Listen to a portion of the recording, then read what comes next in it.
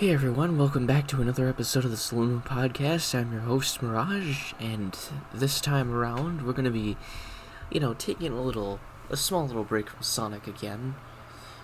And I'm going to be taking a break from Sonic this time for something else. Something I don't believe I've talked on this, podcast series once. And that's, Sonic's former rival back in the 90s. I'm pretty sure you know who I'm referring to, and it's pretty much obvious, but it's Mario. What game could it possibly be that I, would like to talk about today? I'm going to be talking about Super Mario 64. Now, just a little warning, I have not beaten Super Mario 64. But I believe I'm getting pretty close to beating it. I have roughly around 60 stars, I think? 60? Yeah, 60. So I'd say I'm pretty close to beating it, because I know you actually need around 70, if I'm not mistaken. You need all 70 stars, or not all 70, there's actually 120. But I believe you need at least 70 to complete the game and to actually fight Bowser. But regarding my experiences with Mario 64, oh my god, was it great. I loved the living tar out of it. It was a fun experience. My biggest gripe with Mario 64, though, is the fact that when you stop, you don't exactly stop on a dime. No, not at all.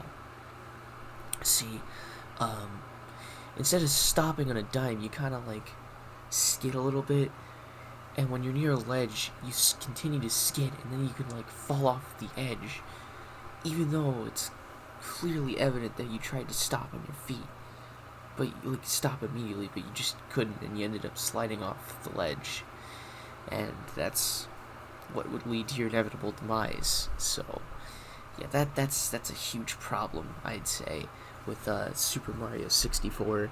But other than that, it's great. It's not my most favorite. In fact, I'd say it's my least favorite, but I still think it's great. It's not far off from Sunshine, Odyssey, Galaxy. It's not far off from any of them. It's just that 64 has that one gripe that's holding it back. Other than that, 64 is just fun. I'm trying to find multiple things to talk about with 64. Thing is, though, it's kind of difficult for me because I haven't played the game all the way through. I'm almost done with it, and I cannot say it's my favorite. It's definitely not my favorite, but I enjoy it. I just freaking enjoy it.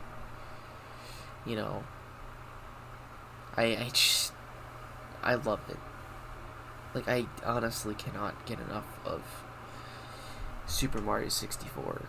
And I've played it, consistently today. So, yeah, I'm doing pretty good.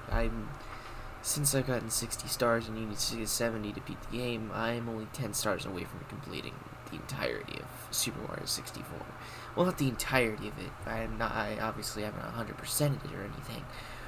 But I'm doing considerably good so far. I've gotten quite a few stars. I haven't lost a single one, actually, now that I think about it. I've gotten every star from Bomb on Battlefield. What's the next one? Womp's Fortress. Bomb on Battlefield, Womp's Fortress. And then the other ones I'm trying to think. Bomb on Battlefield. Wait, hold on. Super Mario 64 stages.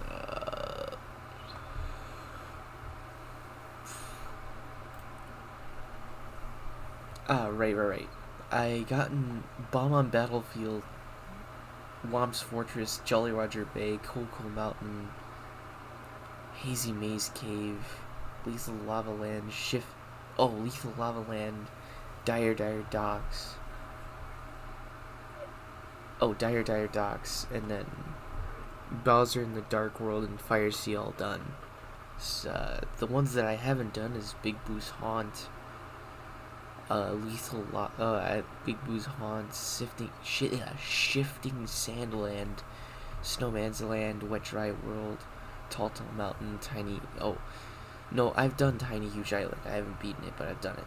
Tall Tall Mountain, Tick Tock Clock, and Rainbow Ride. I've done quite a few of them. Yeah. I should try to find the other ones, though. But yeah, other than that, I think Mario 64 is just worth playing. It's great. There are obviously quite a few flaws with it, but it's great. And the story is about as simple as it gets. Bowser captures the princess, and it's up to you as Mario to go look for her.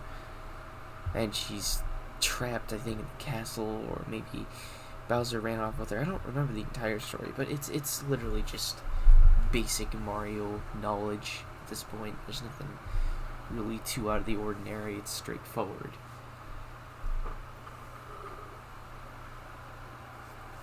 There wasn't any experimentation done on it as far as from what I remember anyways, like in terms of like its plot, but it's pretty straightforward, all things considered.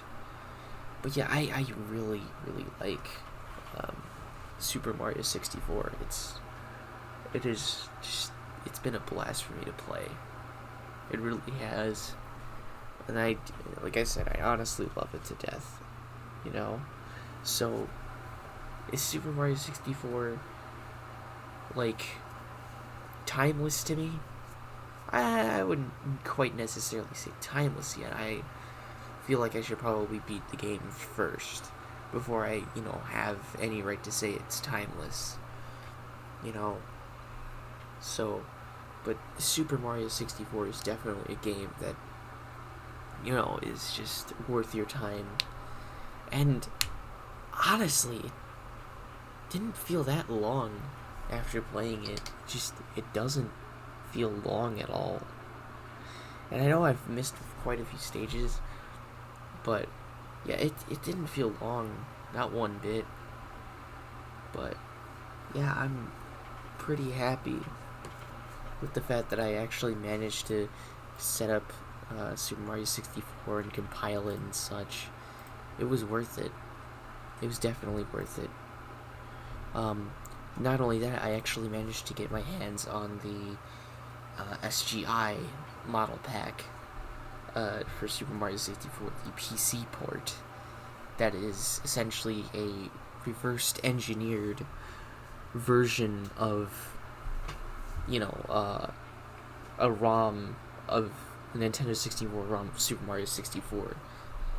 It's got, legit, it's been reverse engineered for the PC, and it works like a charm.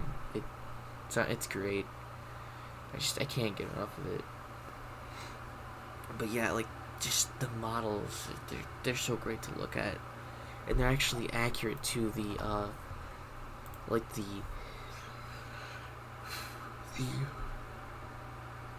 original renders that were made for Super Mario 64. Wow, it's just remarkable as to how accurate they actually got with it. I find that to be just mind-boggling, in my opinion. Just, wow. The sheer time and effort that they put into those models is remarkable. But yeah, Super Mario 64, as a whole, I can't get over. It's been a wonderful experience. The stages are actually pretty good too. But one flaw I have with the stages is the fact that some of them can be cheap and the level design can be very questionable, I'd say. Some of them feel kind of cluttered and cramped. And what I mean, some sections in the stages feel cluttered and cramped. Platforms feel like they're too small for you to, dodge obstacles on. Stuff like that, It can be a real issue if you're trying to be precise when, you try to come to a halt, but you can't come to a complete halt. Instead, you just kind of, skid and slide off the edge. it makes things really difficult. Like I said, especially with how closed off the platforms are. Like, you don't have much room to react, or let alone time, actually. And it kind of takes a little while for you to turn around completely, so it's kind of a pain. But it does make things a little easier when you have the PC port of Super Mario 64, and the fact that you can actually have this like free roam camera where you can turn it around with the mouse and stuff, and it feels great. I've also set like all the buttons to left click, right click, mouse wheel. Yeah, you can click the mouse wheel too, but yeah, it's wonderful. I also love the power-ups in 64 so far. The power-ups are just absolutely insane. The vanish cap, the wing cap, the metal cap, they're all great. The wing cap is very self-explanatory. It just kind of allows you to fly around like an airplane. I'm pretty sure you've seen it before in videos. But the wing cap allows you to fly around like a plane, and it's awesome, and it feels great. But it feels great for the most part. It's also still a little hard to control, which again is another gripe that I have with it. Although like, you could argue that, while it's a bit difficult to control, it's probably, intentional, because they didn't want you to, get too used to it too quickly. They wanted you to actually put effort into trying to get used to it. So, there's kind of a trade-off with that. So, but my God, I love the wing cap. And then you got the metal cap. The metal cap transforms you into Metal Mario, which allows you to sink under the water, making you weigh about as much as a wrecking ball. So, like, you won't be able to swim, you just fall through the water, because, you weigh like 1,000 tons of, like, pure steel, since you're Metal Mario now, but it's still really cool. And finally, you have the Vanish Cap. The Vanish Cap is a neat ability, or a neat power-up, and it allows you to phase through walls, certain walls and solid objects, and I find that to be really cool. I love that a lot. Like, just all the caps, I do kind of like the enemies too, and like, they're really simple, straight to the point. You have like the classic enemies like the Bob-ombs, the Goombas, the Koopas, the propeller guys, or fly guys. Yeah, I think they're called fly guys. The fly guys. What else do you have? The Chuckyas. Stuff like that. Your everyday. Well, the Chucky is new to Super Mario 64, but you get my point. They're all great. They're really simple. Oh, you also have the Cheeps too. But my point still stands, is that they're great. I like the concept of the stages too. The most recent one that I found to be the most interesting was what was it? Tiny Huge Island, right? Yeah, Tiny Huge Island. I like that one. Tiny Huge Island is insane because, like, you start off and you're like really big, and all the enemies around you are like extremely small, since it's called Tiny Huge Island for a reason. But then you like go through this pipe, and then you're really small, and all the enemies are bigger than you are. So that's why they call it Tiny Huge Island. I like that.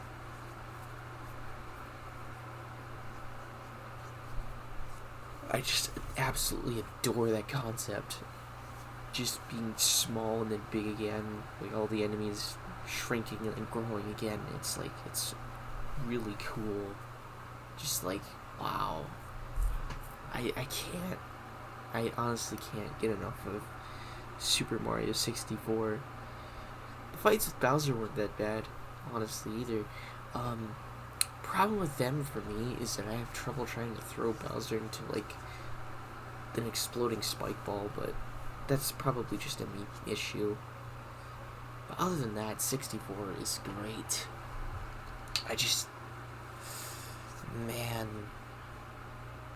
I can't wait to get to the later stages and stuff to see what, to see what else there is that lies beyond the stages that I've already played.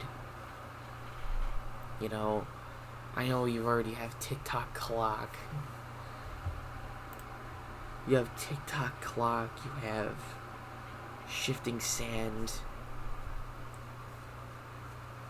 you have Telltale Mountain, Wet Dry World, Big Boo's Haunt, all sorts of stuff.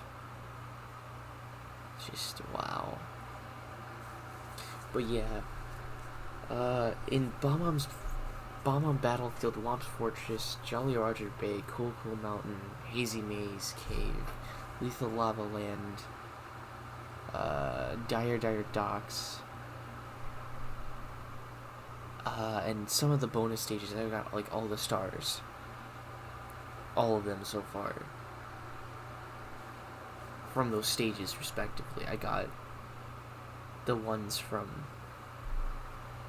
Yeah, I got them all, respectively. And they weren't that hard to get either. Some of them were more tedious than others, but yeah, I got quite a few of them.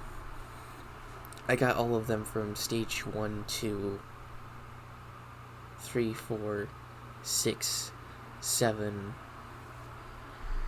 9, and 9, that's it, so far, and it's great, so far right now, I have 60, which again was worth getting, but yeah, I need to get to the other stages too, touch them, see what they're like, and stuff like that.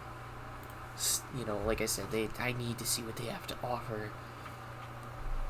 But yeah, overall, Super Mario 64 is just godsend of a game, and I'm honestly disappointed in myself for not playing it before, because like for some reason I just wasn't interested in Super Mario 64 as much as I was with Sunshine or Galaxy. Heck, even Galaxy 2 caught my interest more so than 64 did, but now that I'm playing through it, I'm just like, yikes, 64's really, really good. I missed out on it. Wow. I find it crazy how we got all this stuff. And we also got all this crazy beta content too. They've finally revealed, or we finally found out that Luigi was actually meant to be playable in Super Mario 64 to begin with, but he was eventually scrapped, and we actually got like the files and stuff. He was found in the game's source code. Just, wow. And Luigi even has a model too, which again is remarkable to think about. The fact that Luigi has a model even. Just, it's insane.